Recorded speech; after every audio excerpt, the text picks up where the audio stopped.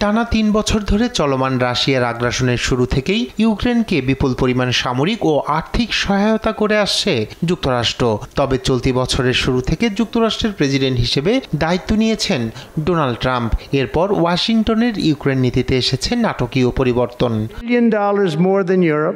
এরই অংশ হিসেবে সাময়িক সময়ের জন্য ইউক্রেনকে সামরিক সহায়তা বন্ধের ঘোষণা দিয়েছেন দেশটির প্রেসিডেন্ট ডোনাল্ড ট্রাম্প। এরই মধ্যে কার্যকর হয়েছে সিদ্ধান্ত। স্থানীয় সময় সোমবার একাধিক সংবাদ মাধ্যমের প্রতিবেদনে এই সিদ্ধান্তের কথা জানানো হয়।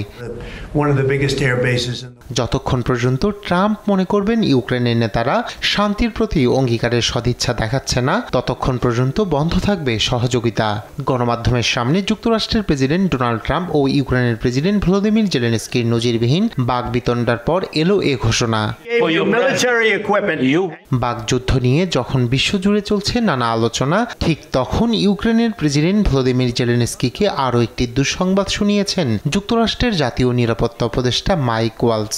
ইউক্রেনের শান্তি চুক্তির জন্য জেলেনস্কিকে পদত্যাগ করা লাগতে পারে বলে জানিয়েছেন মার্কিন এই নিরাপত্তা উপদেষ্টা।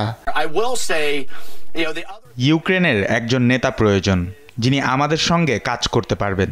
এছাড়া শেষ পর্যন্ত রাশিয়ার সঙ্গেও কাজ করতে পারবেন এবং এই যুদ্ধ থামাতে পারবেন।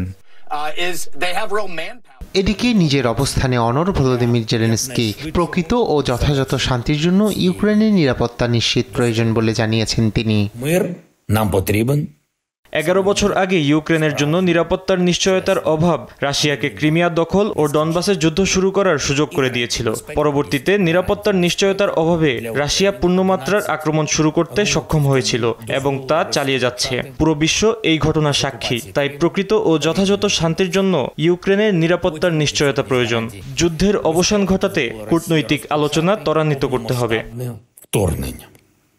অন্যদিকে দীর্ঘদিন ধরেই জেলেনস্কির বৈধতা নিয়ে প্রশ্ন তুলেছে রাশিয়া। তাদের দাবি 2024 সালে ইউক্রেনে নির্বাচন হওয়ার কথা ছিল, তবে সামরিক আইন জারি থাকায় সম্ভব হয়নি নির্বাচন, যা নিয়ে এখনও চলছে বিতর্ক।